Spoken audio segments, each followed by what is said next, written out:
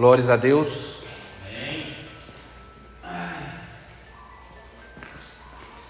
Saúde, amada igreja, com a maravilhosa paz do nosso Senhor e Salvador Jesus Cristo. Amém, amados? Amém. Feliz pela presença de todos aqui. Mas é compreensível, a gente já sabe o contexto, né, do Natal, as visitas que muitos têm em casa, a viagem que fazem aí, né, para encontrar com seus familiares. Então é bem compreensível que hoje haja poucas pessoas na igreja. O que eu não sabia que seria sala única. Eu fiz uma reflexão, uma meditação, como preocupado que eu possivelmente ia passar de 30 minutos e ia atrapalhar a EBD, né? E agora eu tenho até 11 horas. Aparentemente, vai ter EBD hoje? Eu tô achando que não, né? Não tô vendo os professores, nem os alunos. No meu cronograma aqui é culto normal. É culto... divisão de... Isso, justamente. Mas como aparentemente não vai ter, eu posso ficar tranquilo, né? E aí posso passar de 30 minutos sem problema. Não vai ser né? Poderia ter trazido algo mais profundo, mas como eu não tinha tempo, e o que eu trouxe eu creio que vai até passar um pouquinho dos 30 minutos, eu fico mais tranquilo por saber que Deus entrou em providência e eu posso ficar pelo menos despreocupados e nós podemos refletir no tema de hoje com mais tranquilidade e sem pressa, tá? Eu aqui que eu comecei essa semana, eu sabia que ia ter pouco aqui. Eu comecei pelo Varese. Eu trouxe um estudo para mim. Mas ele não veio, né? Não veio até agora. Então creio que não vai vir mais. Deus sabe todas as coisas. Amém? O tema que nós vamos estudar hoje, amados, já que o Natal foi ontem, é o lado obscuro do Natal. Tá? Vamos orar para que Deus venha assim tomar a primazia. Eu preparei o estudo ontem, fui pedindo de Deus a direção e tudo, e ele tocou falar sobre esse assunto. E como eu disse, como eu achei que era uma reflexão, eu fiz uma coisa mais concisa, mas se Deus permitir, a gente vai estar expandindo o que vamos falar aqui nesta manhã. Vamos orar pedindo a Deus a direção, a misericórdia, que Ele venha preparar nossos corações, nossas mentes, venha usar de misericórdia para a minha vida, venha me inspirar e que possamos sair daqui hoje edificados. Pai amado, aqui estamos, ó Senhor, essa manhã, viemos lhe render graças, ó Deus, pelo cuidado. Obrigado, Senhor, pelas vidas das pessoas que estão aqui presentes. Aqueles que não puderam vir, o Senhor sabe a causa, que o Senhor venha estar abençoando em seus lares, onde quer que estejam, viajando, que o Senhor venha dar momentos de alegria ali, de conforto com a família, que eles possam, neste final de semana, estar refletindo a respeito do nascimento de Cristo, possamos focar realmente o maior presente que o Senhor nos deu, que foi a salvação por meio de Cristo Jesus, ó Deus, que venhamos ser cada dia mais gratos, ó Pai, a essa providência misericordiosa para conosco pecadores, ó Deus. Rogo ao Senhor por mim, que o Senhor venha me usar por tua infinita bondade e misericórdia e preparar os corações, as mentes daqueles que irão ouvir aquilo que o Senhor colocou no meu coração e que possamos refletir a respeito do significado do Natal e de como temos o celebrado e venhamos tomar cuidado, e aqueles que são pais venham dar um bom exemplo, um bom ensinamento para influenciar seus filhos no caminho da justiça e da luz. Se conosco, ó Senhor, nesta manhã, é que nós oramos em nome de Jesus, e todos dizem amém, amados. Amados, abram suas Bíblias. Hoje é um estudo, né? É uma reflexãozinha que a gente vai fazer, um estudo. E abram lá em 1 João capítulo 5, verso 19. 1 João capítulo 5, verso 19. Bom dia. Boa tarde.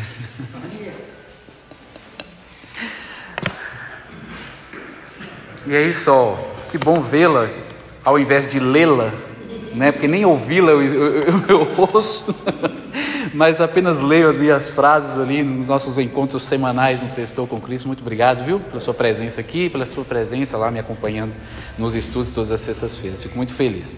Hoje nós iremos estudar o tema, já falei com o pessoal, o lado obscuro do Natal.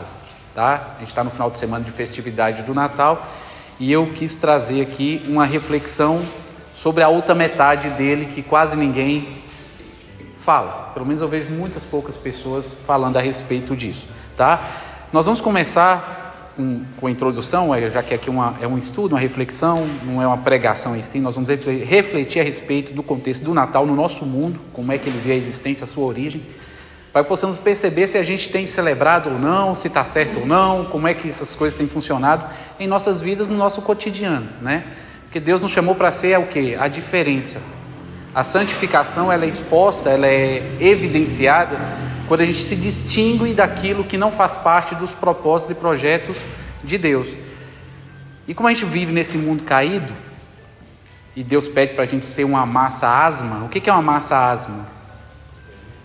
Sem fermento. Só que o mundo é fermento puro. Né? O mundo é fermento. Quando Paulo fala que a gente é uma massa asma sem fermento, é sem o que teoricamente seria? Sem pecado, né? Mas como a gente está nesse mundo caído, nós somos pecadores, ser uma massa sem pecado é praticamente impossível. Impossível, porque nós temos a natureza caída em nós ainda. Ela foi mortificada pela presença do Espírito Santo, né? Deus regenerou o Espírito em nós, nos capacitando assim a renunciar à carne, mas é uma luta constante, carne e Espírito dentro de nós. E o mundo do lado de fora não está aqui para ajudar a gente a fazer as coisas do Espírito. Não, muito pelo contrário. O mundo está aqui para forçar a gente a permanecer fazendo as coisas da carne. Mas a Bíblia fala que se a gente pender para a carne, viver segundo a carne, nós morreremos. Mas se pelo poder do Espírito Santo nós mortificarmos as obras do corpo, nós viveremos. Então, é um exercício cristão da nossa parte buscar sermos bíblicos, buscar priorizarmos a vontade de Deus, tomarmos cuidado para não nos deixar levar pela cultura do mundo. A cultura do mundo não está aí para nos ajudar. A cultura do mundo, como diz lá em 1 João, é o que a gente vai ler, capítulo 5, não falei o capítulo, né? Verso 19. Vamos ler aí para darmos início. 1 João capítulo 5, verso 19.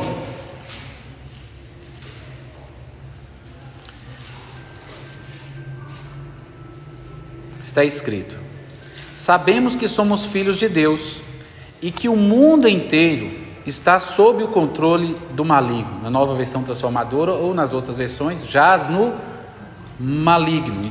Jesus mesmo, quando estava aqui e andava com os apóstolos, quando ele viu Satanás, ele falou assim: aí vem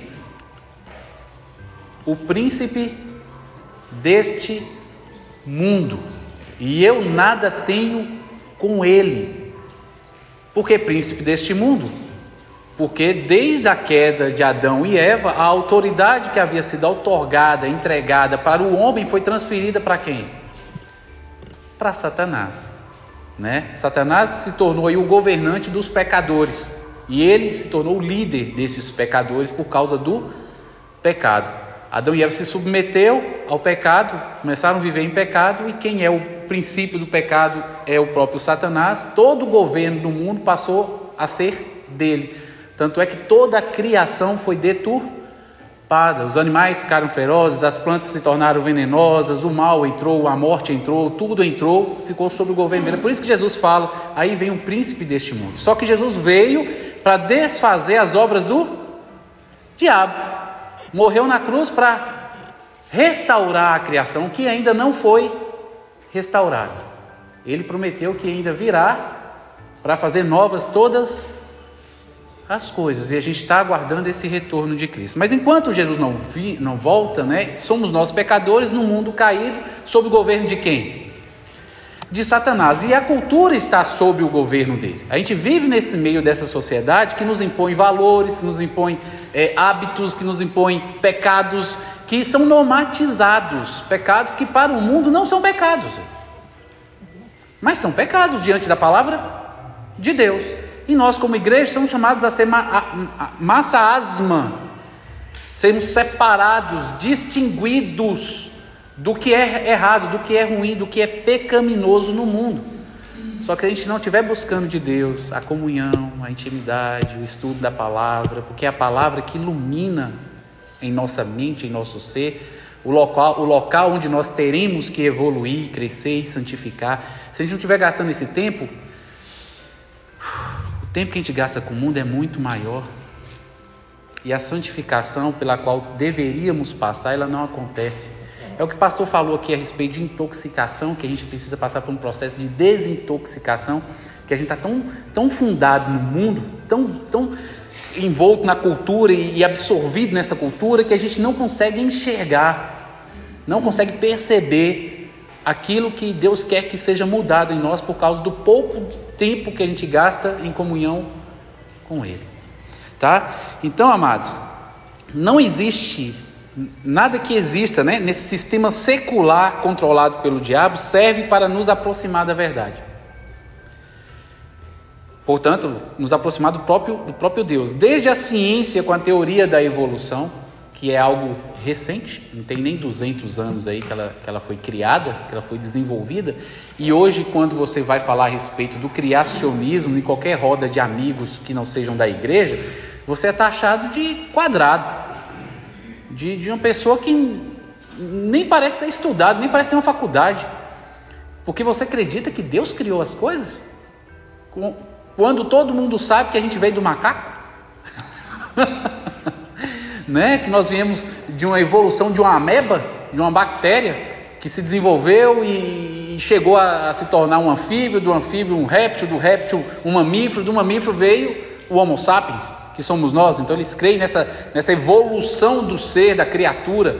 Se você falar que não, que Deus criou cada ser segundo a sua própria espécie, e que desde a criação nada se mudou, nenhuma espécie se tornou outra. E realmente, hoje nos achados arqueológicos, você consegue perceber isso. Não há no achado arqueológico fossializado ali, nenhum ser em transição, nenhum ser que era de um jeito e começou a passar a ser outro, e aí encontra um meio termo ali. Não encontra. Todos os fósseis são de seres vivos perfeitos, nenhum em transição.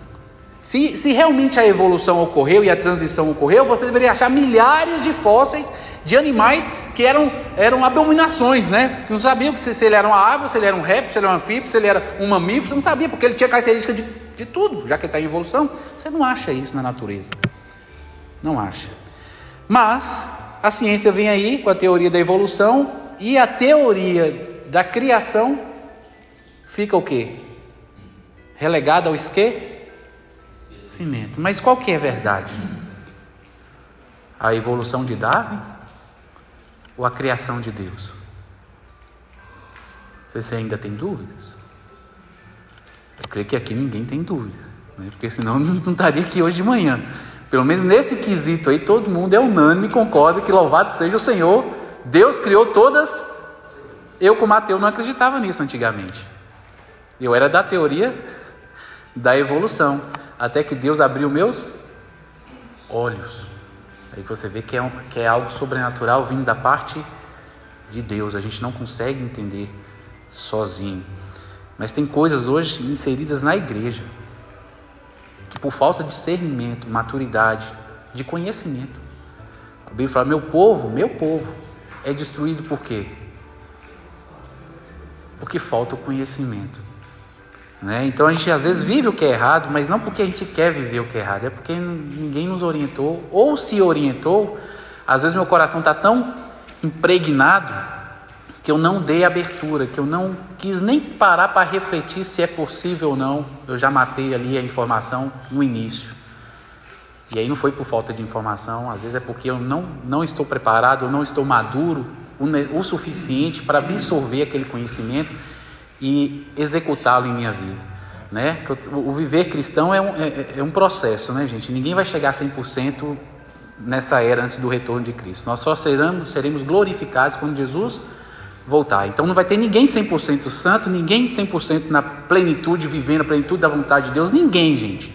Todos nós estamos no processo de crescimento, e Deus tem coisas para nos mostrar que nós precisamos aprender, precisamos entender, precisamos praticar, que a gente ainda hoje não pratica.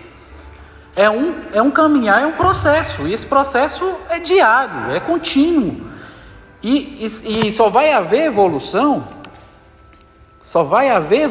desse processo se eu estiver gastando tempo com Deus, se eu estiver gastando tempo com a palavra dele. Se não estiver gastando tempo, quando você receber a informação, você não vai ter intimidade suficiente para sentir aquele toque do Espírito Santo tentando te convencer, né? Porque assim, se hoje ouvir a voz do Espírito Santo, não endureçais. Então, aparentemente, há a possibilidade de eu, cristão, endurecer meu coração para alguma informação que Deus está querendo me dar ali, só que eu não é que eu não estou preparado, eu não estou querendo ouvir, eu estou querendo endurecer meu coração ao invés de dar lugar para transformação, tá? Porque Deus ensina no momento certo, e às vezes a gente não evolui porque a gente está ainda aprendendo 1 mais 1 é igual a 2, eu ainda estou falando que é 3, e Deus está ali ainda batendo na mesma tecla, 1 mais 1 é igual a 2, enquanto você não aprender que é igual a 2, não vou te ensinar 2 mais 2 é igual a 4, você não vai entender o 4, se você não está nem entendendo 1, como é que você vai somar direito 2 mais 2 depois? Não dá, é um processo, mas você tem que passar, você tem que renunciar à carne, você tem que renunciar ao eu, você tem que abrir, entender, se desapegar das coisas do mundo, as coisas que estão em volta, tomar cuidado, buscar de Deus a direção, a inspiração, para que Deus possa assim transformar o coração. Mas vamos continuar. Então, no contexto da ciência, tem a teoria aí da evolução, que veio aí para atrapalhar a verdade da criação de Deus, e não de evolução, mas que Deus criou todas as coisas. Quando a gente vai para as festividades religiosas, vemos a manipulação dos contextos a fim de nos distanciar também de Deus. Por exemplo, de um lado, nas manifestações religiosas, a Páscoa. A Páscoa é algo que está na onde? Que a gente encontrou e a gente aprendeu em primeiro momento onde? Na existência da humanidade, da história. Quem foi que celebrou a Páscoa em primeiro lugar na existência? O povo de Israel. É algo que a gente encontra onde para estudar e aprender a respeito? Na Bíblia. Então é uma festividade bíblica. Não é a festividade que o mundo criou, não. É uma festividade que Deus criou, e Deus promulgou, e Deus chamou o povo, e deu regras, e deu tudo. Então a Páscoa está na Bíblia. Paulo chega no Novo Testamento e dá uma nova... como é que eu vou dizer? Ele traz uma iluminação, um aprofundamento do significado da Páscoa, transferindo ele para a morte de Cristo. Mas a Páscoa ainda continua no contexto religioso cristão. Aí agora a gente vai para o mundo hoje ela recebeu uma nova roupagem, que não aponta mais para Jesus. Não aponta para Jesus. Então na hora que você fala de Páscoa, até para a gente mesmo, não precisa ser para as crianças. Mas na hora que você fala Páscoa, o que é que vem primeiro na sua mente? De tanto que a gente é bombardeado por propagandas, né? por pessoas, por amigos, por familiares, por namorados que quer ganhar um ovo de chocolate no dia da Páscoa e aquela coisa toda, né? Então assim, até nós cristãos, às vezes pegamos o ovinho da Páscoa e vamos lá e presenteamos alguém no dia da Páscoa, entendeu? Então assim, a gente está ajudando ou a gente está piorando o contexto? Como cristãos, está prejudicando mais ainda. O mundo veio, eu falei, qual o versículo que eu li no início? O mundo inteiro está sob o controle do maligno. Toda a sociedade secular, ela funciona de forma a atrapalhar a caminhada cristã. Não está aí para ajudar a gente, está aí para atrapalhar a nossa caminhada cristã. A gente conversando esses dias, acho que o Caio não estava lá, não, Caio não estava lá, foi no dia do PG. Outros irmãos estavam lá, o Fagner e o Fale, e eles começaram a falar a respeito de cursos piratas, de filmes piratas, de jogos piratas e essas coisas todas, né? Que é errado e que eles abriram mão disso, que eles não estão fazendo mais isso, não estão comprando nada pirata. Eles compram os cursos na internet de teologia e aí eles mandam um e-mail para o dono do curso perguntando se ele pode compartilhar com o irmão dele a senha, porque ele comprou o curso, o irmão dele não comprou. E aí algumas pessoas permitem ele compartilhar, ele vai lá e compartilha com o irmão, para que o irmão faça o curso junto com ele, mas tem outros que não deixam, e aí só fica ele com o curso, o irmão dele não pode ver o curso, porque não comprou. Então assim, ele está preocupado em fazer o que é certo. Mas no mundo de hoje, onde você vai, hoje em dia até que eu acho que não encontra mais não, mas antigamente você comprava o CD virgem, o DVD virgem. Para que você compra o CD virgem? Por que você vai fazer com o CD virgem, cara? Então assim, o mundo está ali te dando as ferramentas para você fazer o que é o quê? Certo? Não, para você fazer o que é errado. Vou ali copiar as músicas de fulano de tal, não vou comprar o CD dele que custa R$20, eu prefiro comprar uma mídia de 50 centavos e baixar tudo na internet e gravar. Eu sou muito esperto, legalzão, glória a Deus, roubando conteúdo alheio, praticando o que é errado. Aí eu falando com ele, engraçado que às vezes a gente ia pro encontro de jovens, vamos assistir um filme que nos vamos nos abençoar e tal. Aí na hora que chegava no momento de assistir o filme, o CD, o DVD do filme era pirata. Você olhava assim, Jesus, dai glória, Senhor, misericórdia, abençoa, Senhor. Tudo, e aí o início da organização está passando por um contexto errado. O que aconteceu na igreja, eu lembro que aconteceu uma vez. Organizou tudo, vamos assistir aquele filme, colocou, não deu nada. O filme não funcionou? Era tão pirata que nem estava prestando, né? Então...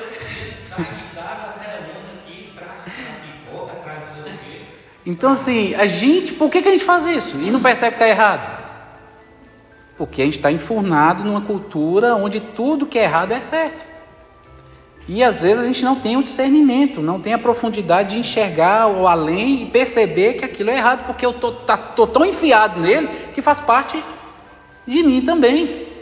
Precisa de alguém chegar e falar de fora, vem cá, vamos refletir a respeito disso, vem cá. A pessoa que fez isso, ela gastou tempo para, fazer o filme, para poder, querendo ou não, recebendo a inspiração de Deus, parar ali e redigir, colocar uma melodia por detrás de cada uma daquelas frases ali, porque não é só escrever o negócio, você tem que criar uma melodia que casa e sai bonito, você está entendendo? Gastou muito tempo, foi lá, contratou um estúdio para poder gravar e tal, equalizar, deixou tudo perfeito, e aí vai alguém e pega tudo aquilo, grava num CD, leva para a igreja e distribui para a igreja o CD pirata. Ninguém na igreja compra para poder aquele irmão ter um ganha-pão, ter um dinheiro vindo do trabalho, do tempo que ele gastou. Será que é justo? Eu falei isso uma vez com o meu pastor, meu primeiro pastor.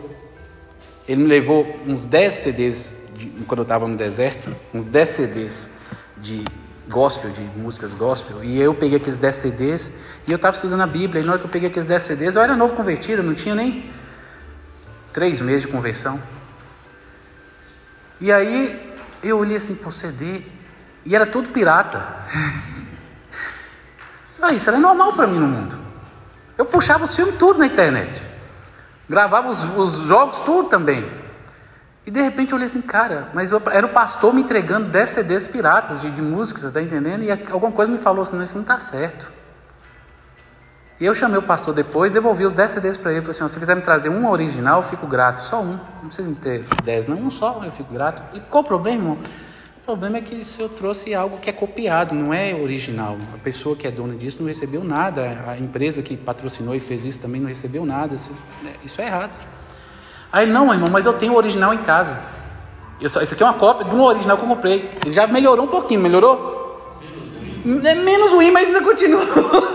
Continua errado. Então, o senhor tem o original, mas você permitiu que os irmãos pegassem, todo mundo da igreja, que são 200 pessoas, gravassem o seu original.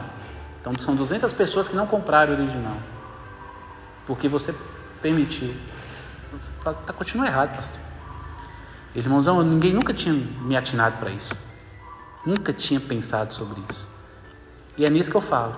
Às vezes a gente está tão inserido na cultura, afurnado na cultura, a cultura faz tanto parte da gente que a gente literalmente não enxerga. Tudo normal. Você viu o pastor uma vez contando aqui que ele encontrou, um casal, os parentes dele vieram de São Paulo e vieram vê-lo na casa dele, e era um casal de namorados, que era familiares dele e era crente. E os dois vieram de São Paulo juntos, passaram aqui e pediram o pastor para levá-los para um hotel.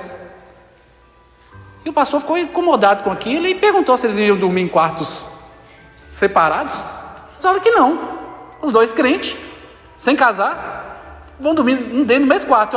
Eu acho que é dentro na mesma cama, né? Eu tô achando, eu sou muito ingênuo, um coração puríssimo, não vim do mundo, né? Nasci no berço de lá, não sei como é que acontecem as coisas. E eles falaram que lá em São Paulo não tem nada a ver, não. Não tem nada a ver, não. Porque a cultura do mundo está tão enfurnada na gente que a gente começa a fazer as coisas que são erradas e não tem nada a ver mais, não. Vocês estão entendendo o contexto? Eu só estou tentando trazer aqui que é o sistema do mundo que jaz no maligno. Que está sob o controle de quem? Quem é o maligno? Satanás, o diabo. E a gente acaba sendo contaminado. Eu estava falando da Páscoa lá no início. Eu vim para esse lugar porque eu posso demonstrar que é tudo, gente. Tudo que está no mundo aí, está indo aí para nos prejudicar, para nos atrapalhar, tá? Por misericórdia de Deus e por influência do Espírito Santo em nós, Ele nos capacita a conseguir enxergar as astutas ciladas do maligno e, se quisermos renunciar à carne, evitá-las, porque senão a gente vai fazer aquilo mesmo, porque somos pecadores. E o que nós sabemos fazer de natural e melhor é o quê? Pecar. Existe uma batalha, uma luta, em que se eu não me esforçar, Deus não vai fazer esse esforço por mim. Há necessidade. De um lado eu falei com um texto religioso, agora estou falando de outro lado, onde existem outras atividades seculares que hoje têm sido cristianizadas. Carnaval, por exemplo, veio do quê? Não veio da Bíblia. Carnaval, com certeza. Alguém acha que carnaval veio da Bíblia? Não, mas tem igrejas que pegam o carnaval e falam assim: vamos fazer um espiritual. Eu tenho guardado lá em casa print de propaganda de igreja famosa com esse nome. Pegar uma coisa do mundo e tentar cristianizá-la para tentar atrair as pessoas do mundo. Elísio leu aqui capítulo 1, verso 17 e 18. Lê só 17 e 18, que eu marquei os dois na hora que você estava lendo. Eu falei assim: não, casou perfeito com aquilo que eu vou falar. Que realmente a gente não tem que fazer nada, cristianizar nada, para que possa chamar ninguém do mundo, porque não é assim que Deus mandou que a gente fizesse. Pegar coisas do mundo, fazer com que elas pareçam cristão, para convidar o mundo para dentro da igreja. Não é isso. O que Deus pediu para fazer é o que está lá no verso 17 e 18. Leia aí. Porque Cristo enviou-me não para batizar, mas para evangelizar, não em sabedoria de palavras, para que a cruz de Cristo não se faça vã. Porque a palavra da cruz é loucura para os que perecem, mas para nós que somos salvos é o poder de Deus. É o evangelho. É o que Cristo viveu, veio viver e passar. É essa história aí da redenção, é que é o meio pelo qual, é o instrumento pelo qual Deus usa para que a gente venha despertar os eleitos. Essa igreja é calvinista, né? Então tem que falar de forma calvinista. Para despertar os eleitos, é o evangelho. Não é eu criar coisinhas ao redor, adereços ao redor, para tentar convencer que a igreja é um lugar legal de ficar. Não é isso. Porque qualquer coisa que eu usar de sabedoria humana, eu estou fazendo com que a cruz de Cristo se torne o quê? Vã, inútil.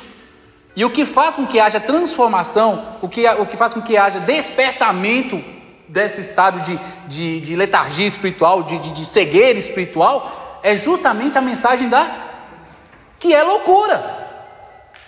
É loucura, gente. Você imagina a gente falar de uma pessoa, de um Deus que se torna um ser humano, vem para a terra, vive aqui, abrindo mão de todas as regalias que ele poderia ter como Deus aqui. Ele poderia ter tudo, gente. Tudo. Ele não. Se submeteu a viver sob a obediência de pais imperfeitos.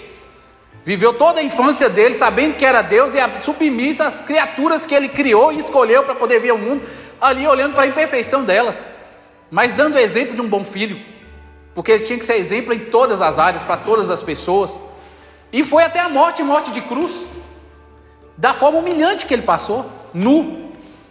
Gente, você olha um negócio desse e conta para uma pessoa, não tem nada a ver com a realidade. Se eu fosse um Deus, eu não fazia desse jeito, de jeito nenhum. Eu falei, muito pelo contrário, eu ia mandar em tudo quando viesse aqui na terra. Eu não ia me submeter, eu não ia ser submisso, eu não ia ser humilde, eu ia ser um ditador praticamente, né? Porque é o que se a gente tivesse o poder dele, seríamos nós pecadores. E aí você conta essa história da crucificação de Cristo, isso é uma loucura para quem realmente não for tocado pelo Espírito, mas é esse o meio que Deus escolheu para despertar os eleitos. E aí o que a igreja faz? Não, vão enfeitar esse negócio aqui, porque essa mensagem está muito dura. Vamos colocar um arco-íris aqui, colocar uns panfletes, um negócio aqui para deixar mais agradável, uns incensos para deixar um cheirinho mais legal, né? pô, vamos fantasiar para que o povo fique legal e venha para cá. O que Deus fez é insuficiente. Deus não sabe o que está fazendo. Eu vou ajudar Deus. É o que a religião faz. Tentar deixar a mensagem da cruz palatável ao sabor do mundo. Aí o mundo vem e entra para a igreja. Ele vem e entra para a igreja através de convencimento de pecado? Ou porque gostou do lugar, porque o lugar bate certinho com ele? E aí ele vem e não é mudado. Ele vem para cá e recebe uma roupagem religiosa de frequência, de dízimo, de cantar no coral, de tomar um banho de piscina para dizer que realmente faz parte, entra no hall de membros. E bacana, ele é crente, salvo, lavado e remido no sangue de Cristo. Daqui a pouco vem os escândalos. Pô, mas fulano não é batizado não sei quantos anos? É batizado nas águas, só nas águas mesmo. Né? E faz parte do rol de... É por isso que Jesus fala, né? Aquele grande dia, quando eu voltar, eu vos direi abertamente, nunca vos conheci, apartai-vos de mim, vós que praticais a iniquidade. Vocês que vivem no pecado, vocês não entenderam as coisas. A vida sua é religiosa apenas. Aí vem a questão do carnaval. Eu vim até mesmo de uma igreja lá em Montes Claros, que no dia de Halloween, 31 de outubro, celebrava o Yellow Green. É o dia da Yellow Green, em inglês, né? Yellow, que é em inglês? Aula de inglês aqui no meio. Yellow, amarelo. Green, verde. Aí todo mundo ia com a blusa do Brasil, véio. Todo mundo de verde, amarelo, fazia um culto chamado Yellow Green para a juventude. Uai, no dia 31 de outubro. Mas, meu Deus do céu, Senhor, misericórdia. É o que? A igreja tentando disfarçar um dia que é especificamente para o diabo, que você não tem nem dúvida do que é. E aí você faz um momento de entretenimento nesse dia, em vez de levar a igreja a orar nesse dia, porque nesse dia está sendo feito tanto sacrifício, até humano, de criança, que a gente não sabe aí nos círculos aí dos satanistas, dos bruxos aí espalhados no planeta. Em vez da igreja estar de joelhos, em jejum, orando e intercedendo pelas vidas que estão sendo amaldiçoadas e ceifadas por causa da magia negra, está todo mundo pulando, parecendo um carnaval na igreja de Yellow Green. Aí você olha assim, Deus do céu, misericórdia. E se for falar alguma coisa, você é metido a santarrão. Você quer ser melhor que todo mundo. Então você não pode nem abrir a boca, porque senão você é linchado no meio da igreja. Uma igreja que eu fiz parte, lá em Montes Claros, onde quando eu tentei orientar algumas vezes a juventude, alguma coisa, num congresso, eu sentei numa cadeira dessa aqui, todo mundo levantou e me deixou sozinho. É por isso que profeta não fala. Às vezes ele fala, eu prefiro pagar com Deus do que pagar o que ele passa na igreja, quando ele entrega alguma coisa que Deus quer que ele fale. Eu já vi muito profeta falando assim, eu não entendia antes, não entendia. Eu prefiro pagar com Deus. Deus vai cobrar de mim, eu sei, eu vou ficar doente, ele vai até me matar, mas eu não falo. Se moço é doido, Deus está mandando você falar, você fala. Não fala, moço. Não fala, porque é problema. Eu vou caçar problema para mim dentro da igreja. O povo vai me olhar mal, vai me tratar mal. Eu prefiro, Deus é mais misericordioso. Deus vai entender por que eu não fiz isso. Hoje eu entendo. Porque Deus fala as coisas para você não pode falar. Você não pode falar, porque se você falar, você é mal visto. Mal compreendido. As pessoas te taxam de uma coisa que você não é. E tudo que você quer fazer aquilo para a glória de Deus, ajudar os irmãos a crescerem em santidade, e você não pode fazer. É duro. Difícil. E aí vem o Natal. Natal. A Páscoa é uma festividade bíblica que foi adulterada. A gente sabe como é que funciona no mundo hoje o coelhinho da Páscoa lá e os chocolates. Já as demais festas que eu citei aqui, Halloween, Carnaval e o Natal, foram cristianizadas, a fim de tornar o cristianismo mais atraente para o mundo, ou permitir que o mundo faça parte da igreja sem causar desconforto ou escândalo. O foco aqui dessa mensagem, meu Deus, ainda bem que hoje é turma única, né? Eu achei que eu ia falar um negócio aqui em 30 minutos, eu não passei do segundo parágrafo. O foco aqui é falar sobre o Natal, né? Fiz toda essa introdução aqui porque a gente vai falar a respeito do Natal. E refletimos sobre a celebração dele ou não como cristãos.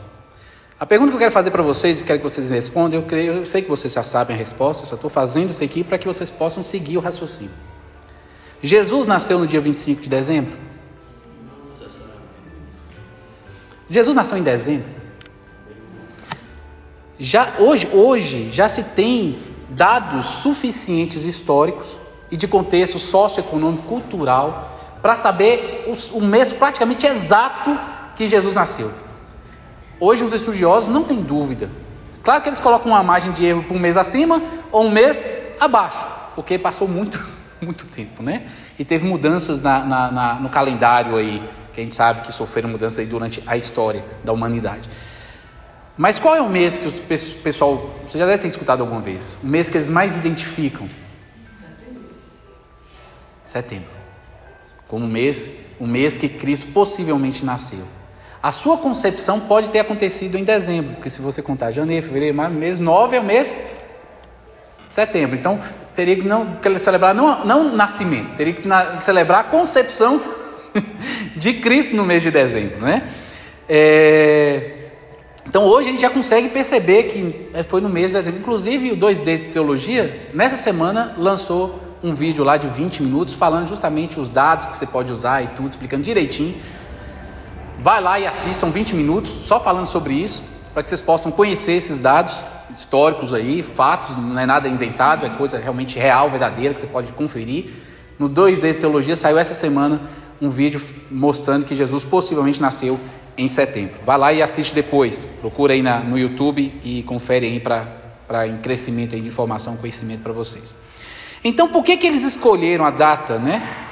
Essa data de dezembro especificamente, por que houve a escolha por celebrar o nascimento de Cristo no dia 25 de dezembro? Vocês sabem a resposta?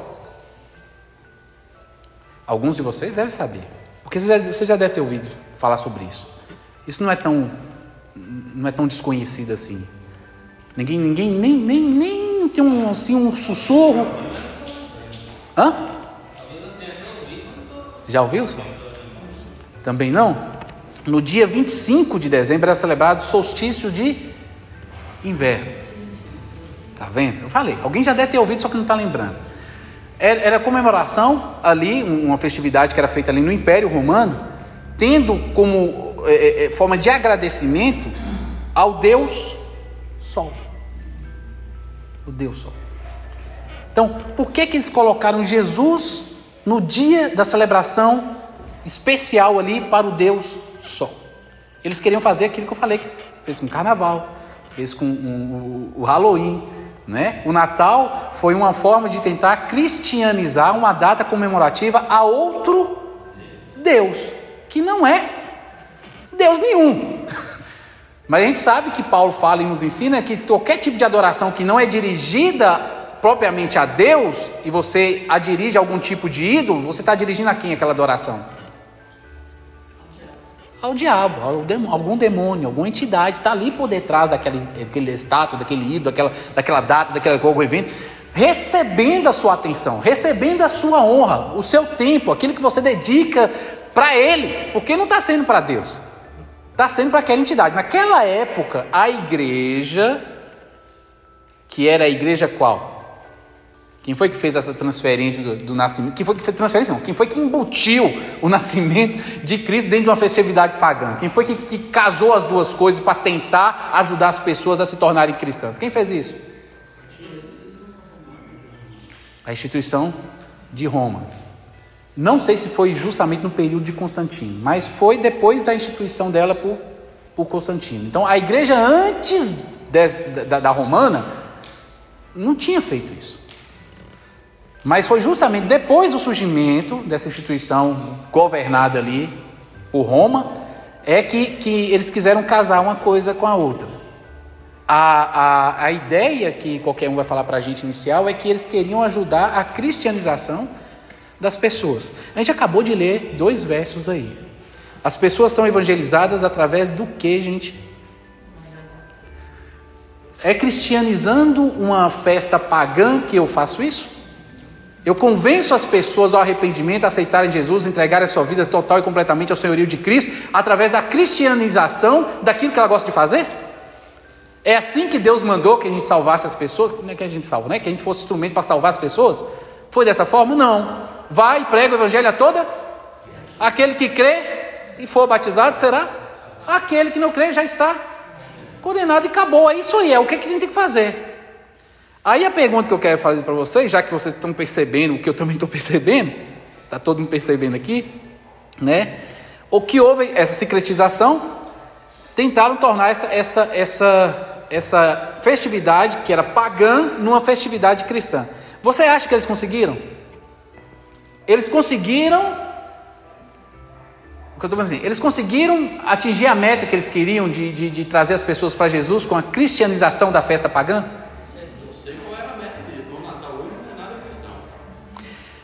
Segunda pergunta, por que eles decidiram comemorar o nascimento de Jesus no mesmo dia?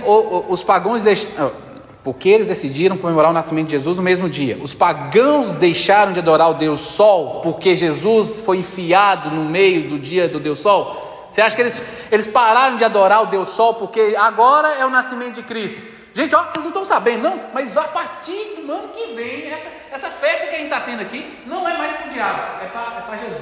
Você acha que os adoradores do diabo, porque eu avisei para eles, que agora a festa vai ser considerada de Jesus, vamos começar a adorar Jesus? Sem receber o evangelho? Não vai acontecer. Será que a intenção realmente era ajudar a conversão dos pagãos? Ou facilitar a permanência deles no meio da igreja sem gerar problema? Porque eles não iam precisar parar de adorar o Deus deles, só tinha que fingir que está adorando Jesus. Só tinha que fingir que está adorando Jesus, mas no íntimo, eles estavam prestando a adoração deles para quem eles sempre prestaram. E quem é que estava facilitando isso? A própria instituição cristã, dita, eu falo romana porque realmente eu não considero que seja. E você percebe claramente, por causa desse contexto de Natal, que ela não estava fazendo algo que seja o quê? Bíblico, cristão. Estava mais dificultando e atrapalhando do que trazendo luz para a coisa. Porque ia ficar mais difícil ainda você convencer o povo a fazer o que era errado. Tinha que evangelizar, tinha que falar a respeito da morte de Cristo na cruz, a vinda dele, a encarnação dele, o sofrimento dele, a redenção, a ressurreição. Tinha que falar sobre isso para eles. E não fazer com que a festa deles ficasse parecida com a festa, não da Bíblia, porque nem na Bíblia tem essa festividade. Vocês acham mesmo que os líderes religiosos daquela época, responsáveis por essas decisões, vocês acham que esses líderes eram convertidos e cheios do Espírito Santo? Os líderes, eu não estou falando que quem é leigo está sentado e é pau-mandado de quem está lá em cima, eu estou falando da cúpula, dos cabeças que representavam ali a liderança do cristianismo naquela época. Foram eles que tomaram essas decisões.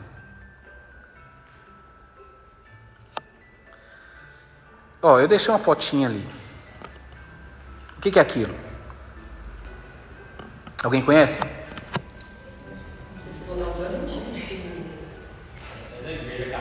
É da igreja, qual o nome?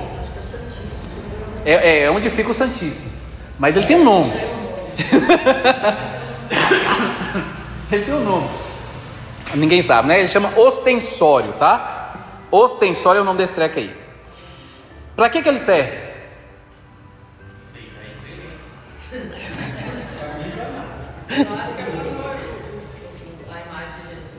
A imagem?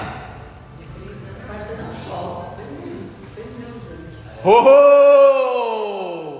ostensório parece com o quê? Parece com o sol. Não, mas isso é coincidência, gente. Imagina. Poderia, né? Vocês estão vendo que tem uma bolinha no meio? Ali onde fica a hóstia consagrada. É aquela hóstia que quando o padre está vindo ali com o ostensório ali no meio ali, do ritual ali da missa, as pessoas se prostram, né? Se ajoelham diante da hóstia. Por quê? Porque na teologia católica, a hóstia ela é plenamente Cristo, em espírito e em corpo. Se você duvidar que naquela coisinha branca, que é a hóstia que fica lá no meio, Jesus não está completamente inteiro lá dentro, você tem que ser anátema, amaldiçoado. Então toda missa você celebra novamente o sacrifício de Cristo. Jesus não morreu só uma vez. Toda missa celebrada ele está morrendo de novo. Isso é bíblico? Não.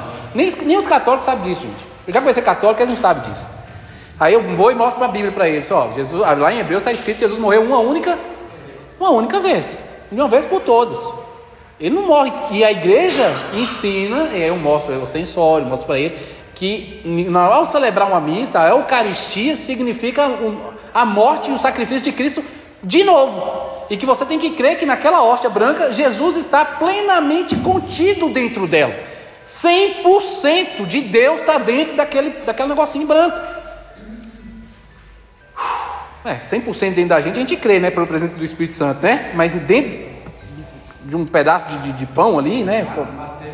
Materializado ali, não faz sentido nenhum. Mas a Bíblia fala, a Bíblia não, os católicos ou as normas católicas, a teologia católica fala, se você não crê nisso, você não é católico. E você tem que ser anátema. Eu já ouvi um caso de um padre que eles todos creem nisso, né? Aí ele guardou a hóstia lá, e a hóstia apodrecendo e o bicho. Quando eles falam a respeito do ia virar podre, né? Mas ele fala por causa da parte material, que ela virou supostamente a carne e o corpo de Cristo, né? A gente pega por outra lente, mas ele mostra isso aí, falando, você está vendo? A hóstia realmente é o corpo de Cristo. Faz confirmar para ele aquilo que ele crê. Por mais que tenha por mais que tenha apodrecido e tenha bicho, mas ali é o corpo de Cristo. É por isso que isso para ele que ali é o corpo de Cristo. A gente, quando vai fazer um momento nosso de ceia, o pastor fala, gente, aqui nesse pão representa. Ele não tem nada de místico, nada de poder, nada. Ele é só uma representação. Jesus mandou que a gente fizesse isso em memória daquilo que ele fez, não como uma representação novamente daquilo que ele fez. Não, é memória, para a gente recordar. Paulo fala que a gente fica doente porque a gente às vezes participa da ceia sem se arrepender de pecados. Aí a gente participa de forma indigna da ceia. Por isso que muitos de vocês morrem, ficam doentes, porque Deus faz justiça sobre vocês para que vocês não tenham que pagar depois. Porque se Deus não estiver te punindo aqui e você salvo, é porque você não é filho. Você é o quê? Bastardo. Os bastardos não tem disciplina não. Deus está reservando o que para o bastardo? O lago de fogo. Então fica feliz quando você morre da pior forma possível por causa de indisciplina sua, que você sofre porque Deus está pesando a mão. Fique feliz porque Deus está te disciplinando, porque você é filho, está fazendo o que é errado e Deus está querendo te corrigir. Se você está sem disciplina, a Bíblia fala que você é o quê? Bastardo. Então, né? Paulo fala ali na ceia por causa disso. Então, Sol já respondeu. Nessa foto se parece com o quê? Sol respondeu, parece com o sol. Como se chama? Ostensório. O que estava dentro dela? A hóstia consagrada, que eu expliquei para vocês aqui, que eles creem ser Cristo encarnado ali, corporalmente ali, materialmente, completamente ali. Toda missa, toda a Eucaristia é um novo sacrifício de Cristo. E a Bíblia fala que Cristo morreu apenas uma vez e ressuscitou uma vez, e ao homem está dado morrer também apenas uma vez. Então isso aqui eu estou querendo colocar como um indício. Eles ainda usam um ostensório em forma de sol, porque na realidade os líderes naquela época, pelas evidências, os líderes naquela época, ao inserir o solstício de inverno, a festividade com o nascimento de Cristo, não é porque eles queriam apagar o Deus pagão, não. Eles queriam que o Deus pagão continuasse sendo adorado de forma secreta, isso, camuflada, entendeu? Camuflada, porque Paulo mesmo disse que a gente, quando presta adoração ao ídolo, a gente está adorando o quê? Os demônios que estão por trás do ídolo. E era isso que acontece, infelizmente, quando o pessoal vai lá se prostrar perante isso aí. Eles estão adorando Jesus? Eles podem até pensar que estão, mas não. Por ignorância, eles estão ali prestando homenagem a quem? Ao diabo. Ao diabo. Pode passar para a próxima foto, né? Ali, do lado... Vai lá pegar. Eu trouxe o apontador, mas está dentro do negócio, vai mexer, deixa quieto lá. Desse lado de cá é um sacerdote do deus Dagon, que existia na Fenícia, existia na Babilônia, você está entendendo? Aqui é a vestimenta do sacerdote, era um deus peixe. E aí você vê que parece que tem um manto que parece escamas de um peixe, né? E a boca do peixe fica para cima. Quando você vai para a vestimenta de um sacerdote lá da instituição romana, ele está vestindo o mitra, chama mitra isso aí. Esse chapéu chama mitra. E o mitra tem a mesma forma do chapéu que era usado pelo sacerdote que adorava o deus babilônico lá. Ah, não é coincidência. É coincidência, né? Não, eles estão prestando a homenagem a quem realmente, desde aquela época, eles servem. Ao quê?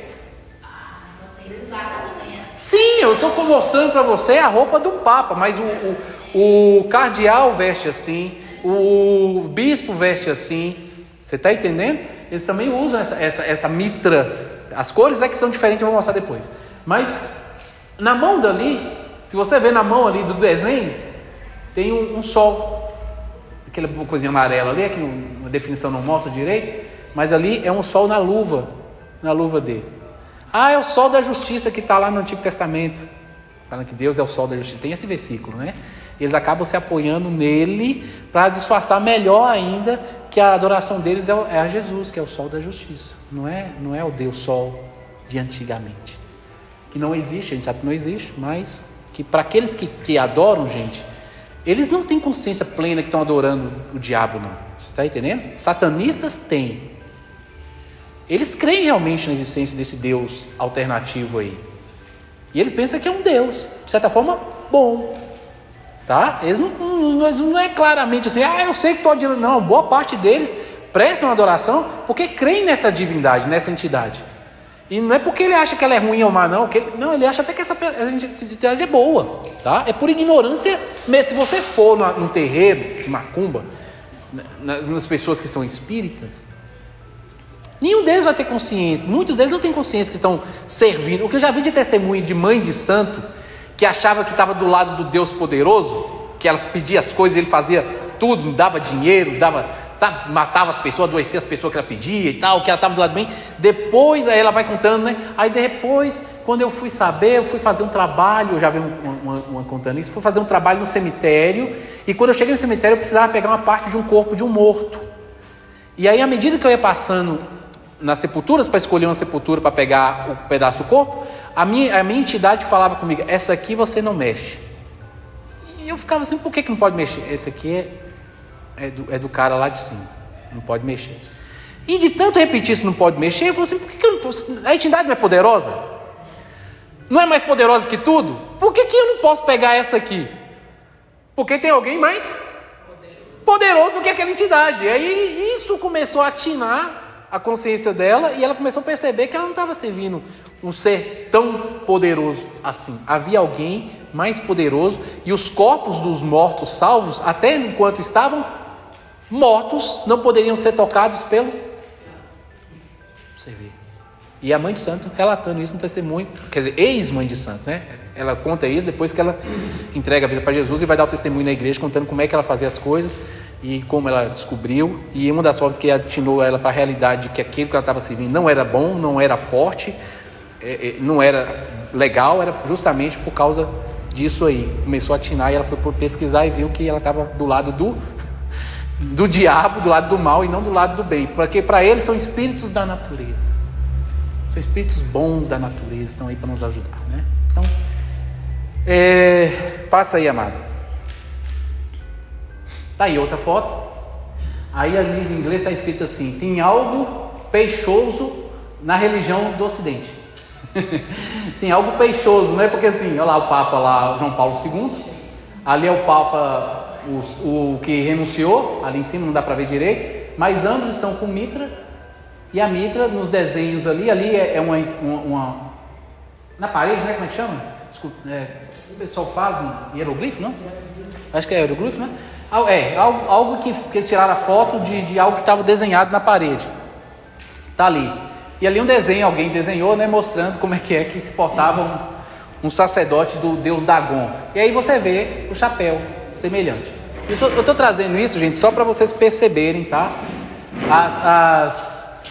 A similaridade, ok? O sincretismo que a igreja fez com as religiões antigas, pagãs, que não são bíblicas, tá? Pode passar. Passa não. Fica aí, segura aí. Abram lá, gente, Apocalipse. Eu quero que vocês leiam isso aqui. Apocalipse capítulo 17, versos 4 e 5.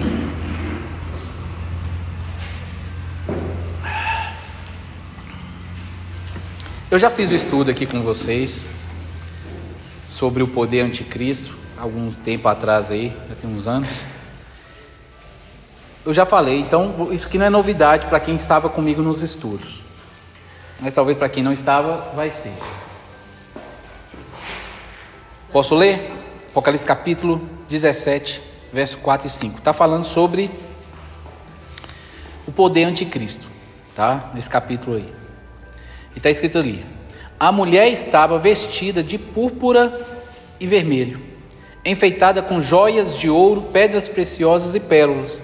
Tinha na mão um cálice de ouro cheio de abominações e de purezas de sua imoralidade. Em sua testa estava escrito um nome misterioso: Babilônia, a grande, a mãe das prostitutas e das abominações da terra. Tá? Passa aí a foto. A mulher estava vestida de púrpura. Púrpura é roxo, viu, gente? Roxo. A cor roxa é a cor púrpura. E vermelho. Olha lá. Aqui o primeiro é um monsenhor. Ele está de preto e púrpura. Ali é um bispo. Ele está de púrpura e vermelho ali embaixo. Tem esse colar de ouro com pérolas ali incrustadas no pescoço dele. E ali um cardeal todo de vermelho com colar de ouro com pérolas lá incrustadas. Deve ser coincidência. Deus não gosta de revelar as coisas para a gente enxergar, não, né? Apocalipse significa o quê? Revelação. Está aí para que a gente possa identificar qual é o poder que vai estar deturpando e conduzindo as pessoas a fazer aquilo que é certo. Não, tanto que o cálice está cheio de quê? Abominações e purezas. A grande Babilônia, a mãe. De onde é que veio as igrejas protestantes? Foi um cisalhamento, né? Foi uma divisão, um rompimento que houve com o quê? Com a igreja de Roma. Separou ali e vieram as várias filhas. O que é preocupante. Se a gente estiver adotando ensinamentos que provêm ainda de Roma, de uma forma indireta, significa que a gente faz parte ainda. A gente herdou alguma coisa ainda de Roma, talvez, né? Que a gente não tenha tido discernimento ainda, não saiba. Exemplo: quem é que batiza crianças desde o início? A instituição de... O que é que a presbiteriana faz? Eu só estou dando um exemplo, eu não vou dar mais, tá? Que Deus venha trabalhar em seus corações, abrir seus olhos, porque isso é uma área muito mais complicada, foge da minha autoridade, tá falando qualquer coisa a respeito disso, né? Eu só estou dando um exemplo que fica fácil, eu não vou dar outros que pode trazer confusão, ok? Então, assim, graças a Deus, nós não somos salvos por o quê? Obras. Graças a Deus nós não somos salvos por obras, velho. Porque se a gente fosse salvo por obra, tá difícil de ter uma igreja perfeita hoje. Difícil. Todas têm erros. Todas têm.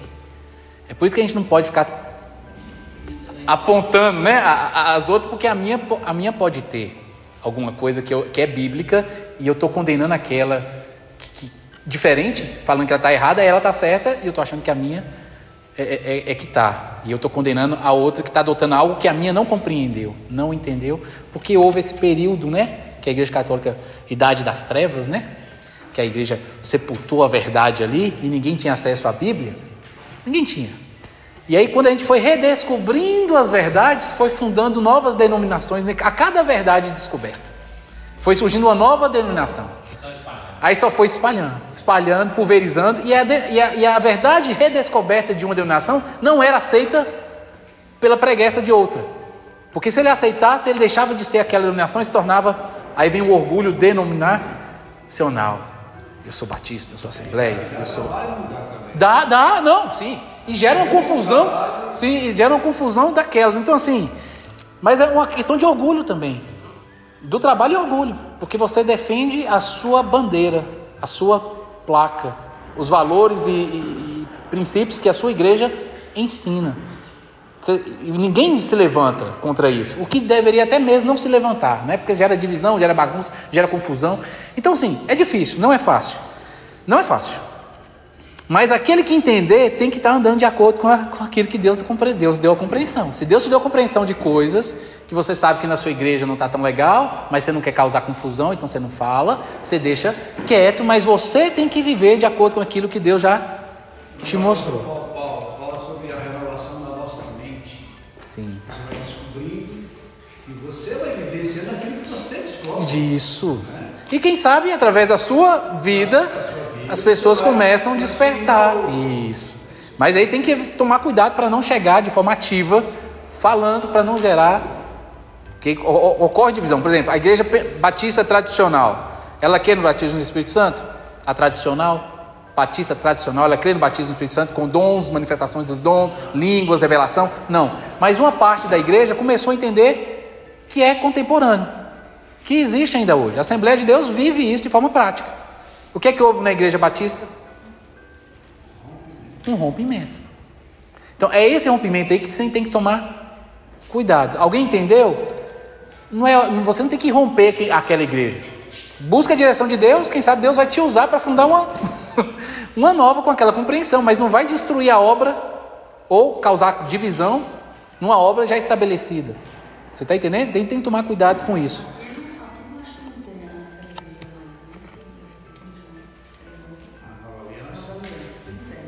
A Imperatriz tem, saiu da Batista. Saiu da Batista, né? Aí eles têm todos, a Assembleia tem mais alguma coisa. Sim. Aí eles agora, a igreja toda pintada de preto, toda a igreja preta, o jogo de luz.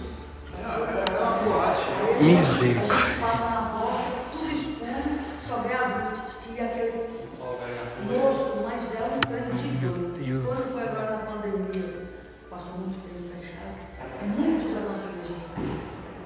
Aí o pastor falou, esse tempo agora foi para ser, precisa fazer uma separação. Uma limpa, né? Quem é. Quem não é, quem achava que era, mas não era. Esses adereços que coloca na igreja é o que eu estou falando, do que a gente enfeita para tentar agradar, porque o evangelho puro e simples não é suficiente para trazer uma pessoa que não vai se converter. Ela vai vir não convertida no mundo, porque os adereços atraem ela para dentro da igreja. Talvez por um milagre, que é milagre mesmo, né? Deus possa realmente salvá-la ali. E não é que é impossível. Mas o que está atraindo ela para dentro e fazer parte ali não é arrependimento de forma inicial. É as coisas que estão acontecendo que agradam ela. Ela acha legal aquilo e vai para lá por causa disso. Que são parecidas com... Isso, justamente. Mas isso é muito perigoso. É perigoso. A gente entende a estratégia, né, de tentar fazer com que as pessoas venham para poder depois ouvir a verdade e Deus fazer algo. Só que tem pessoas que nunca vão se converter e vão continuar ali, vão ser batizadas e através delas vão vir uns escândalos e vai manchar o nome da igreja, vai manchar o nome de Cristo por causa da estratégia, que não é uma estratégia que Deus mandou a gente fazer. Você está entendendo? Alguém converte?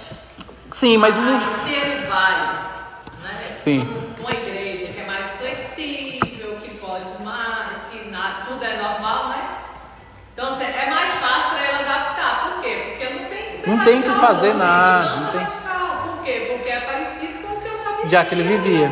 Ele só recebeu Jesus. Não compromisso, ele não tem compromisso. E se receber só Jesus, será que se recebeu Jesus mesmo de verdade? É difícil. Vamos continuar. Você ainda tem alguma dúvida sobre de que lado essa instituição está? E desde o início, talvez o que vocês não saibam ainda é discernir quais foram as mudanças que eles fizeram.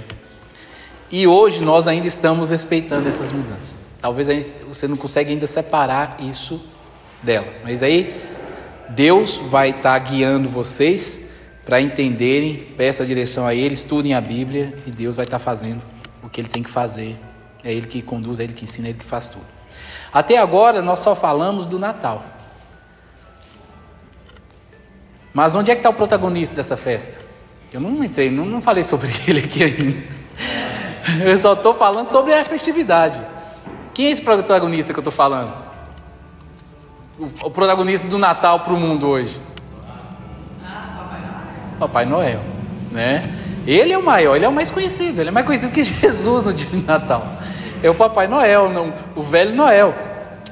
Os estudiosos hoje relatam que ele surgiu de um suposto bispo católico chamado Nicolas, que foi conhecido por sua bondade para com crianças e seu costume de dar presentes.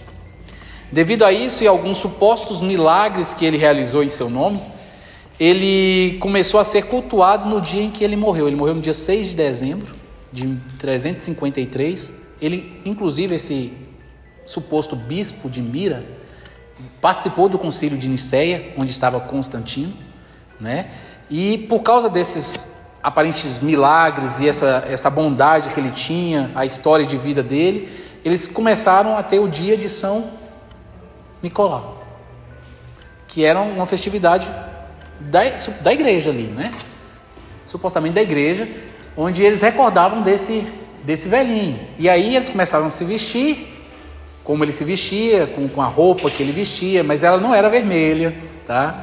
Esse Papai Noel que a gente vê hoje é um Papai Noel moderno, que surgiu antes da Coca-Cola. Com a Coca-Cola é que ele foi mundialmente conhecido, né? E a memória coletiva ficou enraizada na memória coletiva.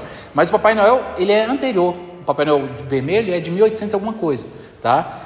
Depois é que a Coca-Cola pecou e deu uma ajeitadinha nele, começou a fazer um marketing, porque as lojas começaram a usar o Papai Noel no dia de Natal para vender mais, e pegou e deu certo. E aí todas as grandes lojas começaram a fazer a mesma coisa, ter o departamento do Papai Noel, onde ficavam os presentes, e ficava o Papai Noel sentado numa cadeira, e eles levavam as crianças, aquilo tudo. Com o boom do capitalismo, em seguida Coca-Cola, é que o Papai Noel tomou a força que ele tem hoje, tá? Mas inicialmente ele era visto no São Nicolau, tá? O que poucos sabem é que o São Nicolau não fazia a visita às casas sozinho. Ele tinha um ajudante. Passa aí a foto aí. Ah não, acho que agora tem um vídeo. Peraí. Tem um vídeo. Eu não passei o vídeo. Volta lá. Depois a gente mostra essa foto bonita que tá aí, né? Essa lá da Lin, lá em cima, essa aí. Presta atenção, né? 3 minutos só esse vídeo. E tantas outras celebrações deram início às festividades, às comemorações de deuses solares. É por isso que o nosso Deus ocidental também tem como referência, também seria considerado um Deus solar. Ninguém sabe qual é a data de aniversário de Jesus Cristo.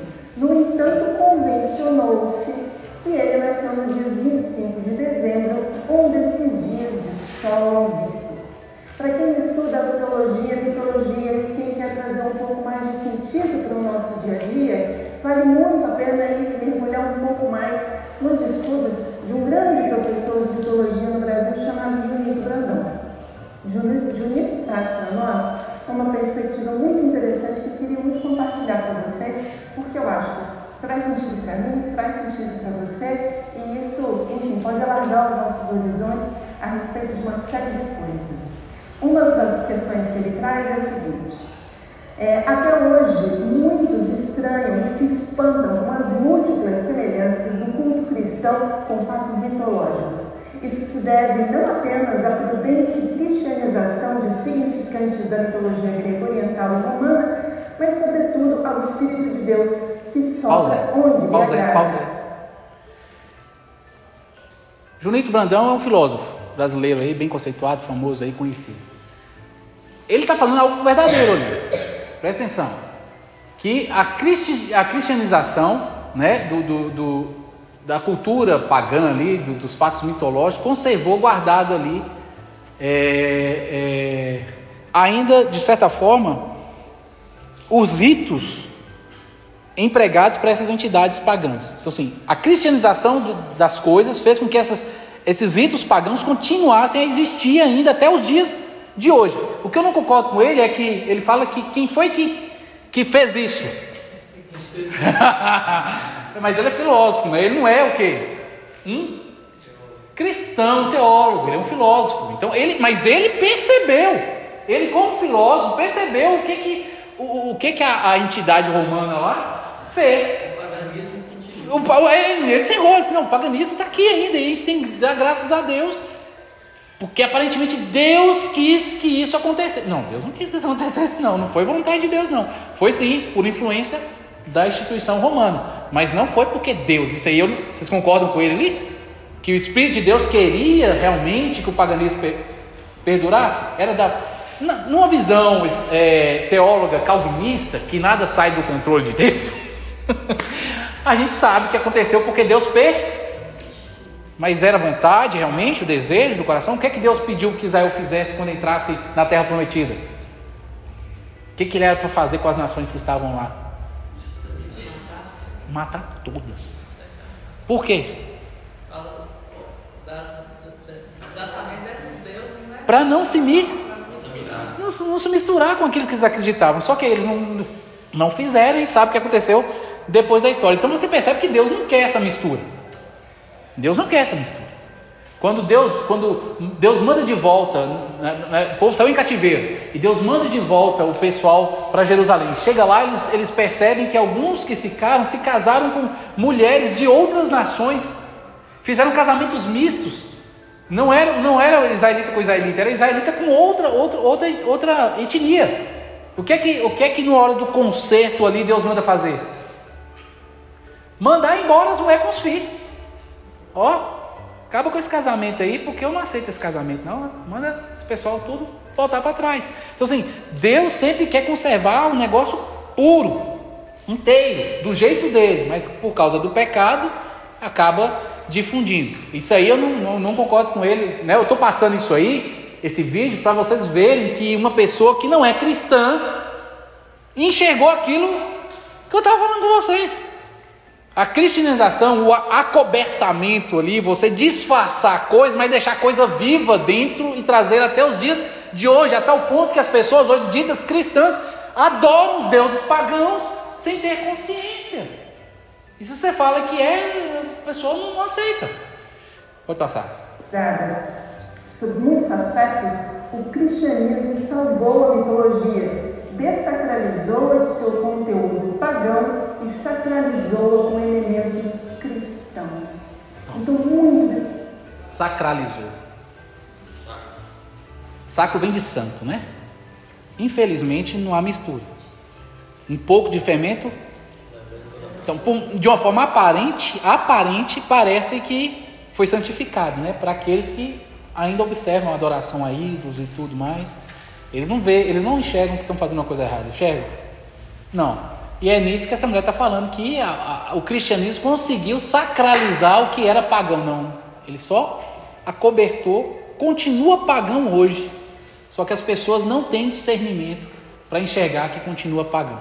Infelizmente. Maria com Jesus é uma imagem de uma deusa antiga, né? Eu não vou entrar nesse aspecto aqui, mas você vê que os santos eles vieram substituindo entidades da antiguidade que eram deuses pagãos e continuam sendo observados até hoje nas procissões que eles fazem. O que a gente vê nas igrejas cristãs são sim símbolos, datas, rituais, ritualísticas pagãos. Imagine uma ideia e uma nova ideia. Uma concepção de mundo, de repente chega uma nova concepção de mundo. Essa nova concepção de mundo, ela vem recheada de referenciais antigos. Então a gente pode sim celebrar o Deus Sol como Cristo. Tem uma outra passagem do Junito que é muito interessante, que ele diz o seguinte: camuflados sob os mais inesperados disfarces estão deuses e heróis que conseguiram, embora duras penas, atravessar toda a Idade Média. Então a gente tem que acreditar a tradição cristã, a preservação e a manutenção no tempo das mitologias antigas. Foram os cristãos que salvaram boa parte do conhecimento mitológico que se tinha na antiguidade. Parabéns! E tantos outros. Parabéns aos cristãos, né? Que conseguiram preservar a adoração ao diabo. Meu Deus do céu, misericórdia, né? Então vamos dar continuidade aqui. Aí eu passei, né, falando sobre o São Nicolau, né? Essa foto aí, ele não ia sozinho. No Natal, na antiguidade, antes do Papai Noel hoje, observado hoje, era assim que o São Nicolau era representado, tá? Ele com as vestes sacerdotais ali, tá vendo? Olha lá o chapeuzinho, a mitra, na cabecinha dele lá. E ele tinha um acompanhante que punia as crianças que eram más, chamado Krampus. O nome dele é Krampus. Ele é metade bode e metade demônio. Existe alguma entidade que é metade bode, metade... Tem um nome que é dado para ela, alguém sabe? Alguém já ouviu falar sobre o Bafomé? Depois eu vou mostrar aí na frente. Passa outra foto. Outro desenho, aí está muito escuro, mas o Krampus está ali atrás, com uns chifões bem grandes e tudo, né? Não dá para enxergar aí, infelizmente. Passa mais uma. Ali está o Bafomé. Esse aí, dá para ver o pentagrama lá na cabeça dele, né? O falo, os pés de bode ali, o corpo, a cabeça com os chifres, né? Ele tem asas, tem crianças ao redor dele. Esse aí é o Deus adorado no satanismo, tá? Bem parecido com Krampus, né? Que era coleguinha de São Nicolau, não era uma dupla, né? Né? São Nicolau, os dois andavam juntinhos na época de 6 de dezembro, que é uma festividade que ainda é observada nos dias de hoje em alguns países e está crescendo, está voltando, porque com o protestantismo, depois que a igreja houve a reforma, né? E os países se dividiram e os reis ficaram autônomos e aí se tornaram protestantes para poder fugir da igreja católica, né? Da perseguição ali. Então os protestantes conseguiram acabar com muitas festividades pagãs, só que eles transformaram elas em coisas cristianizadas, como a gente está dizendo. Então muitos lugares começaram a ter o São Nicolau, e nesse lugar onde o Krampus era mais forte, não teve como tirar ele da cultura, então teve que fazer uma parceria. Por isso que São Nicolau anda com o Krampus. Se você for olhar as fotos, o Krampus está com algemas e correntes, e o São Nicolau vem trazendo ele, dando a impressão de que o São Nicolau é do bem, ele tem força, ele domina o Krampus, que é submisso a ele. Aí dá um arzinho de coisa boa para o São Nicolau, e o Krampus é a parte ruim da história, mas está sob o controle da igreja. A igreja consegue controlar. No meio da estrela, lá entre os dois chifres, tem um falo. Sabe, quando você vê aqui na entrada, eu acho que tem, ali perto do batalhão, um falo. Falos são sinais de homenagem. É por isso que fala do bode na maçonaria. O bode que se fala é esse Bafomé aí. E os falos que eles erguem é em homenagem ao Bafomé. Os maçons mais novos não entendem isso. Os iniciados, né? Eles vão ganhando compreensão de como funciona a maçonaria à medida que eles vão evoluindo nos níveis, tá? O nível 33, acima dele, é a parte onde você realmente está totalmente consciente de quem você está servindo. Mas abaixo, os níveis abaixo, muitos deles não sabem. É por isso que quando você vai conversar com alguns maçons, eles acham que não tem problema nenhum ser maçom, porque ele ainda não teve acesso à parte oculta tem uma parte oculta dentro da maçonaria que só quem está em níveis altos é que tem acesso, os outros não têm. Então ela é apenas uma organização de pessoas que se ajudam pessoas, e aí vai. Eles não conseguem perceber, entendeu? Porque realmente não tem um conhecimento para isso. Só chegam lá aqueles que se submeteram antes aos passos, né? A cada passo você vai indo em direção, até o momento que você vai saber a quem você está servindo de verdade ali dentro. Mas você não pode passar para quem está em nível inferior a você. Quem está em nível 2 não fala para o nível 1 que está acontecendo no nível 2, nível 3 não fala para quem está no nível 2, você está entendendo? Eu já fui Demolei e eu sei como é que é isso, mais ou menos, porque o Demolei também tem níveis de crescimento. Então na hora que a gente pulava de crescimento, a gente não passava para quem estava anteriormente o que acontece lá na frente, os sinais que a gente faz de mão e tudo para cumprimentar a pessoa, descobrir se ela é Demolei ou se ela é maçom, você está entendendo? A gente não passa esses sinais para o nível inferior, porque ele ainda não alcançou aquele nível. Então existe essa evolução. Você foi Demolei, né, Caio? Então o Caio também entende um pouco disso aí. Então existe essa coisa. E ali está o Baphomet e o falo, né? Esses negócios que você olha lá nos Estados Unidos, diante daquela estátua do George Washington, que ele fica assim, inclusive é a mesma posição do Baphomet, é a posição que ele está. Quando você tem uma praça com um rio, e lá na frente tem um falo enorme, enorme. Toda grande cidade tem um falo. Eles colocam sempre no meio da praça. Sim. Eles dão outro nome também. Eu esqueci. A Praça 7 mesmo, lá em BH. A representação do órgão masculino. Fala Sim, também, isso. órgão masculino. Eu vi isso. É isso aí. E tem aquelas. As torres, né? Então, todas têm. Estão consagrando a cidade a quem? Né? A maior parte dos cristãos não sabe disso. Você sabia disso, Hélio? Você sabia? Vocês não sabem disso. A maior parte deles não sabem disso. Você não fala aqui, Jonas. Aí você chega numa cidade linda. Que sentido que tem ter aquele mastro no meio? Não, o sentido é a prestação de homenagem de quem sabe que. Pra quem sabe, mas quem não sabe. Não, para quem não sabe é uma obra de arte. Para quem não sabe, entra e vê e fala assim, uma coisa bonita, que coisa legal que eles fizeram.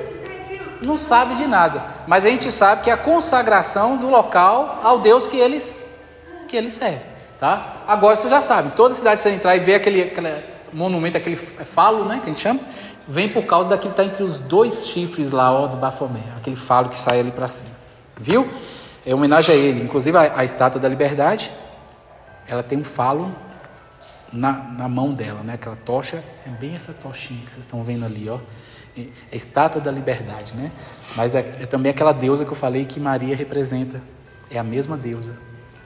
É a Estátua de Liberdade. Então Nova York está consagrada ali para a entidade que eles adoram. Esse mundo, gente, esse mundo que a gente vive, a gente não sabe nada de história. A história que a gente aprende na escola, misericórdia. Sabe assim? Eu tenho estudado coisas que eu falo assim, meu Jesus do céu, que parece loucura, mas a gente não recebeu a informação correta, porque quem domina passa a informação que ele quer, e o que realmente a gente precisaria aprender não nos é passado, é passado o suficiente para a gente manter ali dentro da rédea, dentro ali do controle, você está entendendo? Mas a informação concreta a gente não recebe, o grosso a gente não recebe, a gente recebe só o superficial. Quando você olha para estruturas como as pirâmides do Egito, grandes monumentos ali que o ser humano não consegue nem imaginar como foram construídos, você consegue ter um vislumbre de que a gente não conhece a história do mundo de verdade. Tem coisas que a gente não tem acesso e eles fazem de tudo para poder ficar encoberto, porque essas coisas apontam para quem? Para Deus, para a Bíblia, é o que a Bíblia fala. Obeliscos, isso mesmo, obelisco. Amém? Passa aí. Ali são vários crampos andando na rua, numa festividade na Europa. Parem, para. O cara acabou de falar, olha o Santa Claus. O Santa Claus está lá do outro lado, essa entidade ali, ó, branca, com chapéu. Ele está andando no meio da procissão, cheio de demônios, os crampos ali, né? E ele, obrigado. E ele ali no meio. Posso soltar, pessoal? Olha lá, ele andando com cajado. Ô, o que é isso? Olha que campo bonito. Os chifres saindo de fogo.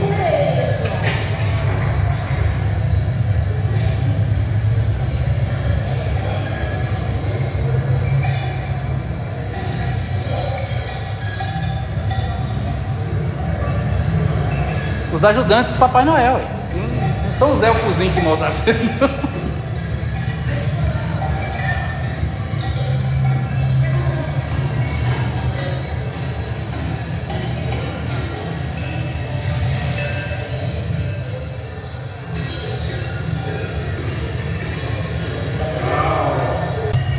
Pode passar agora para a foto. Isso é coincidência? Aos nossos olhos, amado, está diante dos nossos olhos, entendeu? O problema é que realmente nós estamos cegos, a maior parte da população está cega, somente o Espírito Santo consegue remover as escamas dos olhos.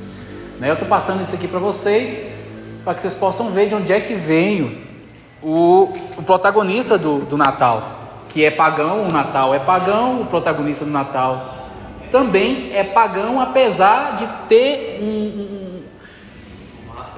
uma máscara cristã, né? Um fundamento que agora, recentemente, em 1969, a própria Igreja Católica removeu o dia de São Nicolau do calendário. Ele não é mais considerado um dia festivo católico, porque eles mesmos não acreditam que ele seja histórico, que o São Nicolau, onde está embasado a história do Papai Noel, eles mesmos atualmente eles não creem mais que ele realmente tenha existido. Acha que isso é um mito, isso é uma lenda. Os próprios católicos não mais fazem ou festivam, participam de festas disso. Mas a cultura de onde está inserido não deixa morrer, porque eles estão ali para adorar a quem eles adoram, né? Vocês repararam na mitra aí do São Nicolau? Olha a boquinha aberta lá, sacerdote lá de Dagon, né? Nos Estados Unidos, amado, os Estados Unidos é que foram os responsáveis por trazer a existência do atual Papai Noel, por influência dos holandeses que imigraram para os Estados Unidos, fugindo da perseguição e tudo, né? Os Estados Unidos foi colonizado por várias pessoas de várias etnias que estavam fugindo da Europa por causa da Contra-Reforma, né? Veio a Reforma Protestante, depois veio a Contra-Reforma, a Inquisição, os católicos estavam perseguindo aqueles que eram evangélicos, crentes e tudo. Eles fugindo dali vieram e trouxeram a cultura dele. Começou inicialmente por influência dos holandeses. Então alguém começou a escrever histórias, poemas sobre o Papai Noel, que foi difundido ali na leitura ali entre crianças e tudo. O pessoal começou a entrar no imaginário deles esse ser que ajuda e presenteia as crianças que visita na noite de Natal. Casou com marketing no início do capitalismo ali, nas grandes departamentos de venda.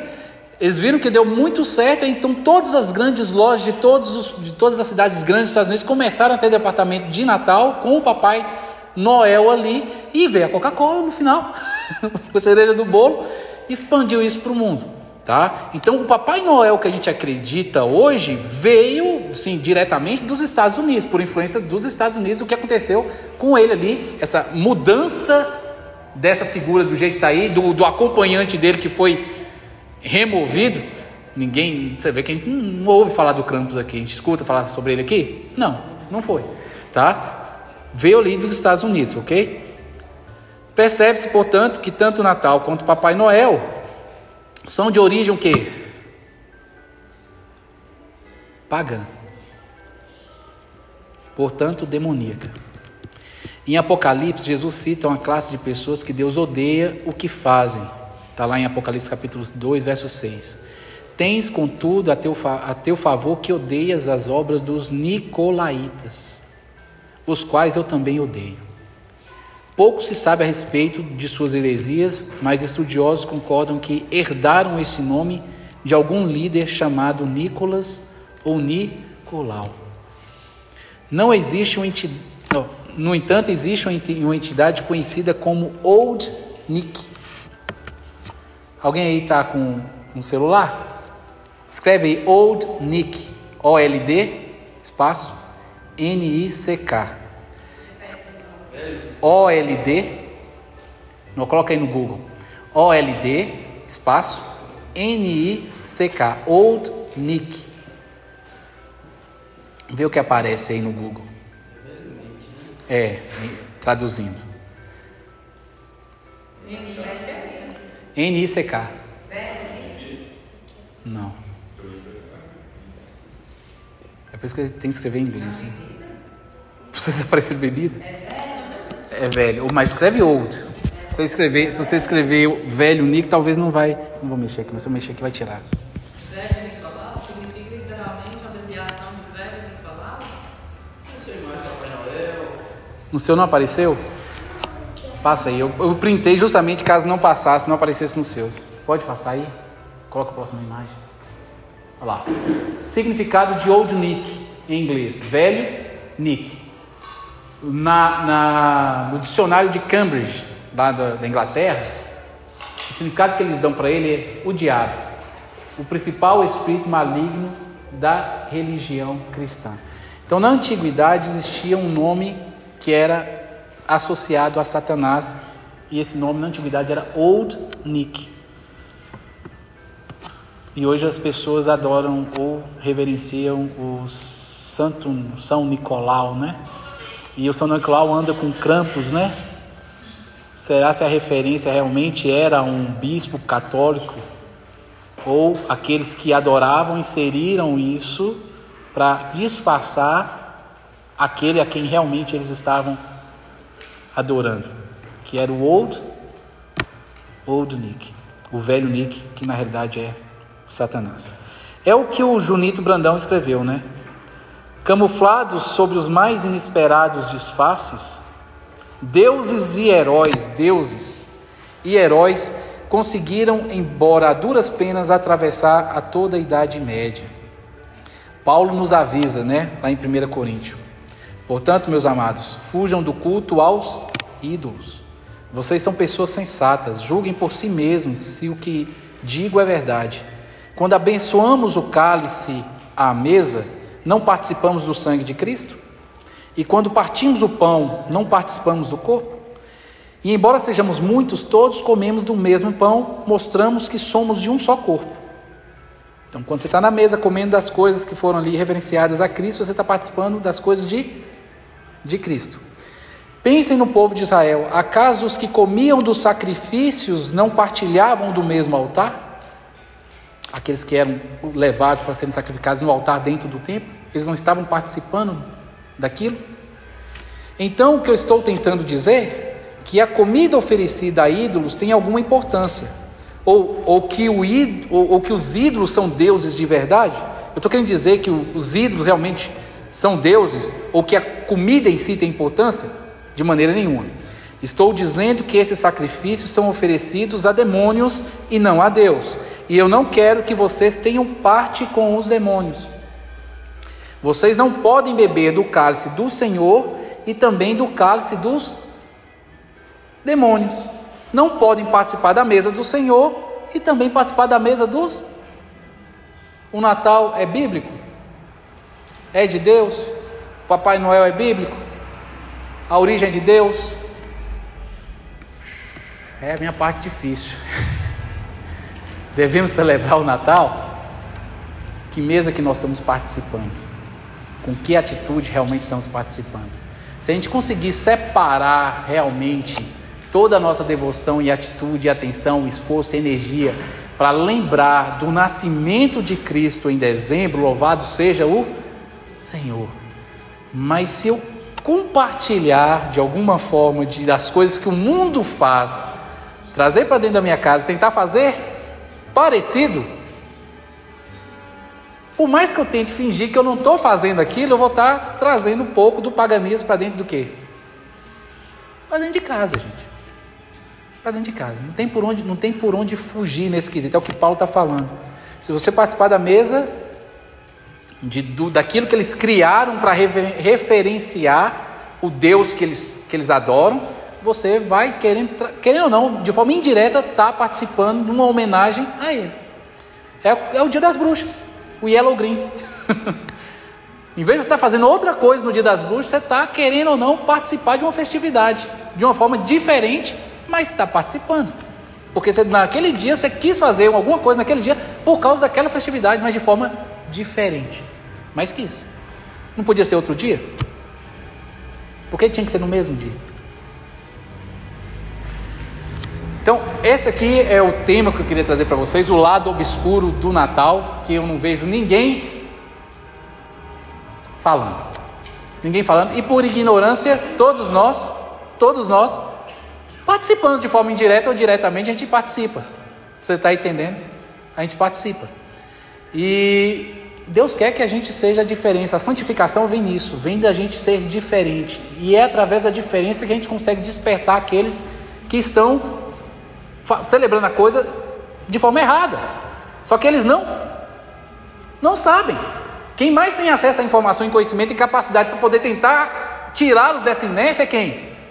Somos nós. Mas se nós formos e fazermos a mesma coisa, vai conseguir fazer alguma coisa? Não vai, gente. Não vai conseguir. Não vai conseguir.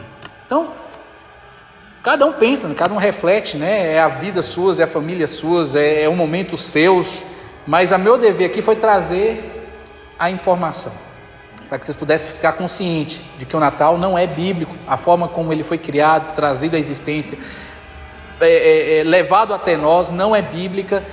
E infelizmente, quando a gente participa sem discernimento, sem realmente apontar para quem deveria, por mais que não tenha nascido no dia e tudo, a gente acaba participando da mesa que não é a mesa do Senhor e trazendo mais confusão do que esclarecimento, principalmente para aqueles que nem entendem nada e que estão do lado de fora, que é quem a gente deveria estar realmente preocupado em atingirmos, em influenciarmos, em trazermos para a luz. São esses que não entendem a respeito do que é o Natal, o que deveria ser o Natal, ou se o Natal existe, ou se o Natal não existe, como deveria ser celebrado, porque a maior parte das pessoas que não são cristãs não lembram de jeito nenhum de Jesus na ceia de Natal. Não lembram. O pessoal está ali para beber, está ali para comer, para ganhar presente. Só. Você não vê um momento sequer se alguém... Nada. Se você que é cristão fica calado nesse momento, o Natal foi simplesmente desperdiçado completamente. Uma oportunidade única de evangelismo, pelo menos para tentar trazer luz no meio da escuridão total e plena, que é aquele momento ali, espiritualmente falando. Se eu que sou cristão fico calado e não falo de Jesus nesse momento, pronto. Eu fui para lá completamente à toa, por mais que eu me alegre com meus amigos e com meus familiares. Mas o foco principal, que é o evangelismo, fica oculto. Infelizmente as pessoas não compreendem. Amém? Glórias a Deus. O que seria 30 minutos? Foi. Cadê? Foi 1 hora e 40 minutos. Gostaria de agradecer a oportunidade.